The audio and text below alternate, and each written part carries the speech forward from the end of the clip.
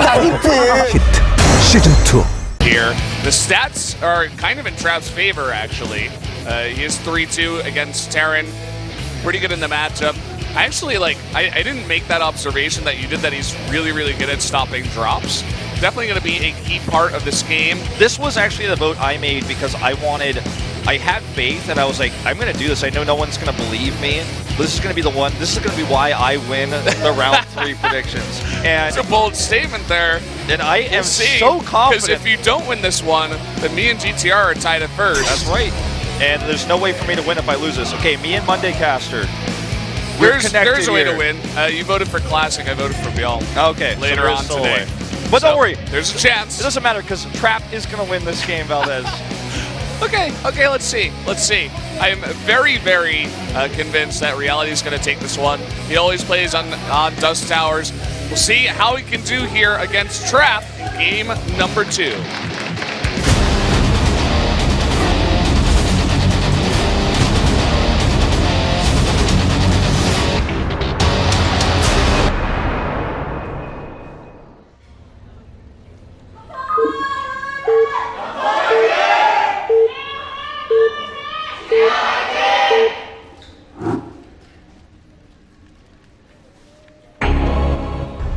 In the top right, the Terran player from Samsung, it is Reality. And down here at the bottom left, in green, his opponent, Trap, winner of game 2. Reality, what? I didn't even realize I was about to go into another statement. I'm like, what? No, I'm just playing with this a little bit. This match, by the way, for those just tuning in, only matters for whether Generator is going to take first or second. Yeah. It's very likely they will take first, so it's not like the most intense match of all time, and Samsung is already out. Yeah, it's kind of sad to think about that because they have no chance at round 3 and they have no chance at the grand finals, the grand postseason either. So this is their last match. Yep, the 2016 Pro League. I guess MVP also had their last match yesterday. I don't think they have any way to get in because they didn't qualify for the playoffs this time. I don't think they have enough points for the grand postseason. Yeah, they either. definitely don't. So those 2 teams are going to be done for good after this for this season. Yeah, I'm very optimistic that we will have a Pro League next year, myself personally. Yeah, but me too. If for some crazy circumstance we do not, this could be the last time you see Samsung jerseys in Pro League. I mean, it's probably not going to be the case, but that would be so sad, man. I don't think that's going to be the case. I don't think so either. I mean, I can't confirm to you guys if it's Pro League or not or anything like that. But I myself personally would bet big money that there will be a Pro League next year. So get hyped for that. For sure. And then also hate on me if it doesn't happen. It's all my fault. Yeah. Wolf told us. Wolf's like, I think the sun will rise tomorrow. It doesn't rise. I'm like, I guess it was all me, guys. So let's see what Reality has planned, because this map, the 4th base is so easy for the Protoss to take. So incredibly easy, and oftentimes difficult for the Terran to hold. Especially once Colossi come into the picture, because you can defend your high ground on your 4th base with Colossi and the vision that the Colossi give. You can stalk or harass. If you survive to get the 4th base, it's very difficult for the Terran to win the game. Only a few times has that ever happened, and most of the time it was because of Maru, so that's like another thing entirely. Doesn't count. That's P versus M, man. That's Protoss versus Maru, not against Terran. I mean, there are certain ways that the Terran can try to pull the Protoss apart once that 4th base comes up, because generally you don't want to take the one that's closer because it's got that high ground, and Terran drops are just so annoying. You park some Marauders up there. It denies, like, I think half the patches. But the other one is pretty far away. It's like to the north of the 3rd base. And you could like try to drop the main and then, you know, run into the 4th base, stim in, try to kill some probes, maybe even get the Nexus. You know, we've seen Maru do some of that as well. Generally, the 3 bases are known as just like super easy for the Protoss to get. And for a while, we were saying that like Protoss, this is like a Protoss map, super favored for Protoss against Terran. SOS was making it look easy every time he came out. He was trying new strats. They were working super easily. But I don't know. I feel like it's pretty even nowadays, to be honest. Yeah. Zest also kind of perfected the Blink Stalker pressure on this map. showing that it's easy to, not only is it easy to take a third as a Protoss, but also easy to deny the third of the Terran, because there's so many different things the Terran has to prepare for. This Mothership Core, he recalled it so quickly, because he knows if he loses that, like, that's going to make his defense so much more difficult. Reality is actually not, at least for the time being, committing to heavy pressure. He's just going to put some light pressure on. But look at what he's building for the follow-up. Double tech labs. So we'll have stem and combat shields and 2 additional barracks. Looks like he may not be planning on taking a third base at all in this game. If he does, it's definitely going to be a lot later, because he's going to power up first, make sure he has a large enough army to hold off any kind of pressure that the Protoss can put on, and then go for that third base if he decides it. He could also try to hit a timing. You see the engineering bay coming up as well. This is a really good build for Reality, because he has also the tools to deal with Blink Stalker pressure, which is going to be the next phase for Trap. Trap is going to power up some gateways here in just a moment. I'm telling you, man, what did I say about his defense? Never going to take damage ever. You think you can drop a Widow Mine in his base and it'll even go off? No! That was not the best drop in the world. It's almost like you couldn't see the edge. I couldn't really see the edge of the radius of the overcharge, because it was actually blocked by the Mothership Core. But he was trying to get like a Mothership Core snipe, Widow Mine. Which is not going to work. I don't even think a Widow Mine one-shots a Mothership Core. It was kind of a weird place to put that, you know? Yeah, it was, I think it took like a little bit of damage from the Marine, but still I don't think it would have one-shot because I had full shields. All right, we're going to start to see the heavy pressure now, though. Stim on the way, longer upgrade than combat shields because of shells first. This is scouted by the Observer, so that's like an unfortunate thing here for Reality. Trap really needs to gear up, though, to get enough units out to defend this attack. A Forge here, not sold on it, personally, because that is, you know, that's like looking late game, but you have to survive first against this next attack that's coming. Reality is committing so heavily to this that he needs to find damage. And this Viking is already in position. This Warp Prism can be used later on to slow down the push, and I think this Blink Stalker pressure was what he was originally planning on doing to stop the third, but he's like, you know, this build kind of counters mine in a way, because he can't attack with a Blink anymore because there's too many units. And now he needs to focus on defending, and those 2 gates he's got coming up are pretty late. I don't know if he's, I mean, let's see what happens here. I'm not going to call this before it's over, but this is like a really strong amount of pressure that's coming this way. Generally, it's very easy to hold the third base for the Protoss. You have this ramp here. Also, there's like a distance in between the ramp and the Nexus. You can place a lot of pylons and, you know, do some force field shenanigans. The map is very big, so you can see the push coming a mile away, and it also gives you more time to defend. So all these things just make it really easy for the Protoss to defend, and looks like Reality is just turning around, and it was basically just like, you know, he's going to try to drop here and there for sure. He's already out on the map, but I feel like this build was mainly just to survive and make sure he takes that third base, because you're never really going to have a good push up on the third base against the Protoss here. Look at the positioning of Trap's units on the main map. He has, I believe, a Void Ray or a Prism. Something is flying to the north of the third base to spot drops coming that way. He has an Observer on the right side. He had a Probe on the high ground at his potential 4th or 5th base. He's like so ready for drop pressure. And this is what I was talking about. When I say he's like the best player defending everything, I really mean mid-game drop-based pressure. He does not die to any of that. Reality likes this style of play. I think he actually beat MC on this map with just aggressive double tech lab play. It's something he likes and is comfortable with. All right, let's see. The drops are coming in. Flies right through the Observer's range. And this gets scouted by the Warp Prism. That is a ton of units, though, in all those medevacs. Look at this. There's a cannon. There's already Stalkers in position. He does drop the third base. This is a nice place. Yeah, this is not where Trap's units are. He expected that because of the scout, this drop wasn't going to be committed to. Pylon Sniper makes this defense a lot harder, but he still has enough units here set up to defend. He had the Stalkers in the main base, so that drop didn't even go off. And now he's going double Robo Colossi here with Thermal Lance. He has the gas to do this. He knows the drop phase is basically over, and Reality didn't commit to the attack early enough. He had Stim, you know, he didn't commit by ground is what I should say. He could have tried to attack by ground, snipe some gateways, maybe snipe the Robo while he's dropping the main. Problem is that Trap had those Stalkers there. He has a large army. He had fast Stim and fast combat shields, but now he's getting behind in tech because he couldn't do anything with those.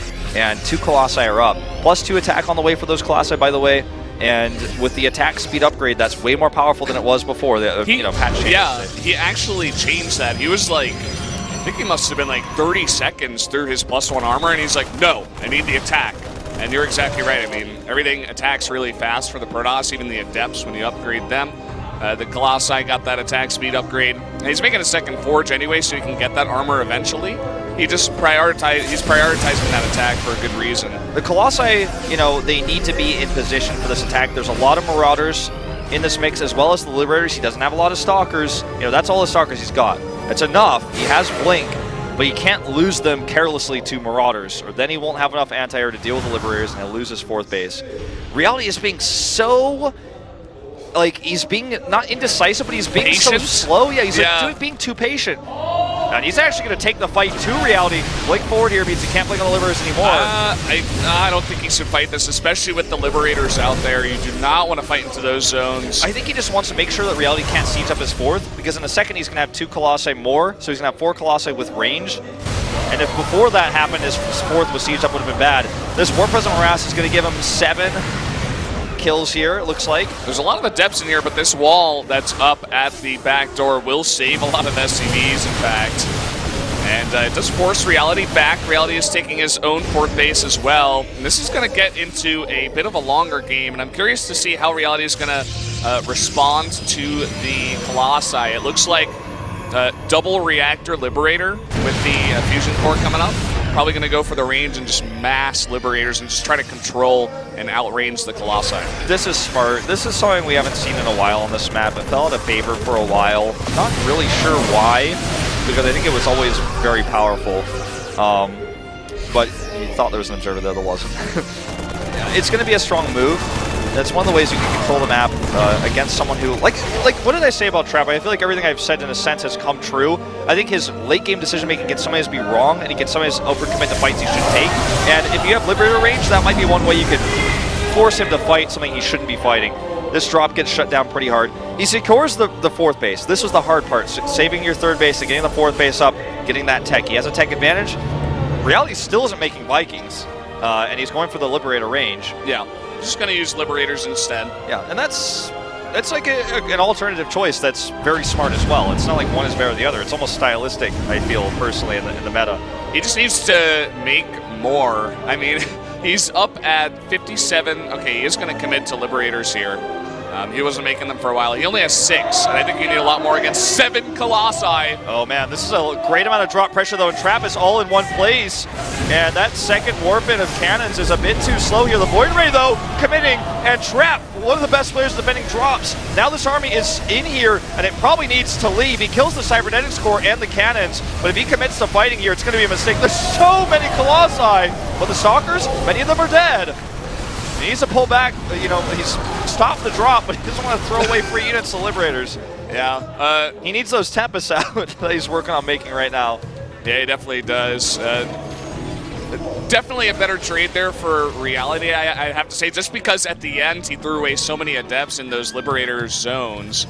And this is kind of what I get worried about, when I think about Trap. But, it's just sometimes in these fights, he just really has trouble with his control or his decision making. It's like, oh, do I commit here? Do I go in? He doesn't have the best eye for that kind of thing, and you see a bit of that there.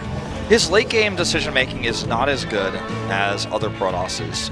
His mid game play is, I think, top notch, absolutely incredibly good. His drop defense as well. Early game is great. Yeah, but his late game sometimes he flubs a little bit. And this could be one of those moments if he can still fight under Liberator zones, but Reality's going to concede the point, because one of the reasons why it looked for a second why Trap was so down in supplies because he had a massive bank while he was about to start his Tempest, and he was like, is he going to commit to a fight? Do I really want to make Tempest right now? Maybe I need to make a round of Stalkers. So he kind of slowly did both. And so now he has some Stalkers, enough to deal with the Liberators as well as the Tempests. And the Tempests are going to be the answer to the Liberators now that they have their advanced ballistics. Speaking of which here, this one was a bit optimistic, trying to look for damage. Not going to happen. Gets 8 kills in total, but I think that was from fights previously. Yeah.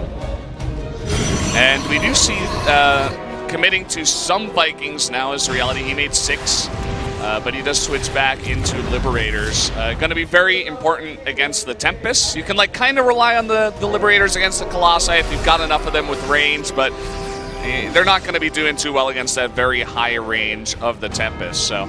Oh, this Void Ray is out of position. This drop is going to come into the main base again. This kind of ends up being the weak point here in Trap's defense. It's 3 cannons here, but here's Forges are exposed. And he scouts the fleet beacon. He needs to focus down those Forges, though. There he goes. He will stop these upgrades. Level 2 denied here, and the shields denied as well. The Dark Shrine going to be killed. That's not the end of the world. It's crazy that he's even going to commit to that overcharge there. The scan goes down to kill the DTs with the planetary. And oh, look at this. Trap is like moving up to the north for some reason. He's way slow to respond to this attack. And with advanced ballistics, this is a really big problem. He's even got Vikings to help protect this. That's not enough Stalkers. He needs the Tempest to get over here. But as you were saying, the Vikings are going to be perfect against those. And he's only got 4. This drop in the main finally gets cleaned up. It's not the end of the world that he loses mining here temporarily, but he needs to crush this army or force it away very soon. Void Ray is going to get pushed back as well. He's going to clean up the last of these Liberators. And this actually could be a moment where Trap decides to fight because he's killed some of these Liberators. And he's going to try to go in for this angle. He lost the upgrades, but 3-3 still isn't yet done for Trap, or excuse me, for Reality.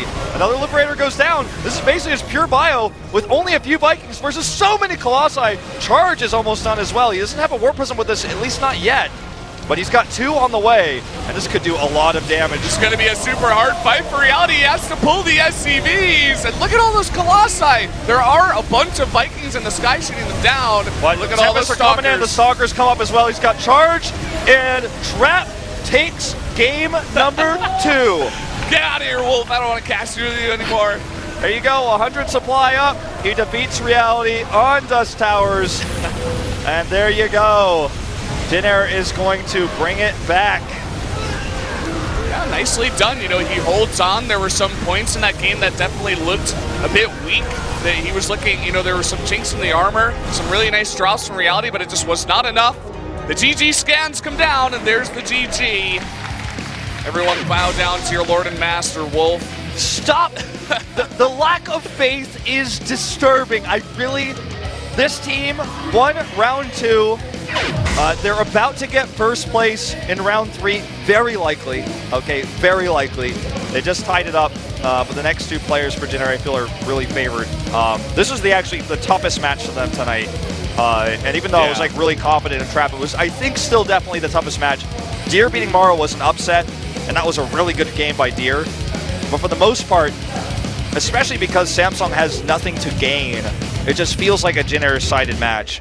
But I just want to remind everybody about how good his drop defense was when there were drops. Yeah, I mean, that was, for me, that was like a vote against Trap, to be honest. I'm like, he is just not doing good recently, not doing well. But one of his best matchups is PvT. And one of, I think, Reality's worst matchup is actually the TVP, the more I see it. He's fantastic TVC. TVT is awesome as well.